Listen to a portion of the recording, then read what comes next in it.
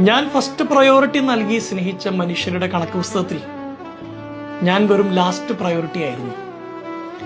നമ്മൾ ഒന്നാം സ്ഥാനം നൽകി സ്നേഹിച്ച പരിഗണിച്ച മനുഷ്യർ അവരുടെ ലിസ്റ്റിൽ പോലും നമ്മളില്ലാതെ പോവുക. ചില മനുഷ്യർ they never stop loving U. നിങ്ങൾ എത്ര കണ്ട് പരിഗണിച്ചില്ലെങ്കിലും നിങ്ങളുടെ പ്രയോറിറ്റി ലിസ്റ്റിൽ അയാളില്ലെങ്കിൽ പോലും ചില മനുഷ്യർ സ്നേഹിച്ചുകൊണ്ടേയിരിക്കും. അസാധ്യമായൊരു കൃപയോ ബ്ലെസ്സിങ്ങോ ഒക്കെയാണെന്ന് തോന്നുന്നു.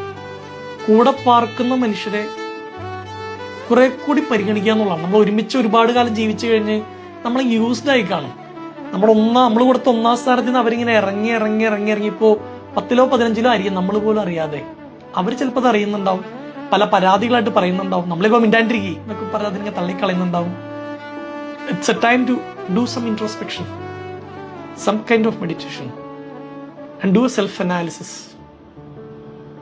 എന്നെ പ്രയോറിറ്റൈസ് ചെയ്യുന്ന മനുഷ്യരെ ഞാൻ പ്രയോറിറ്റൈസ് ചെയ്യുന്നുണ്ടോ?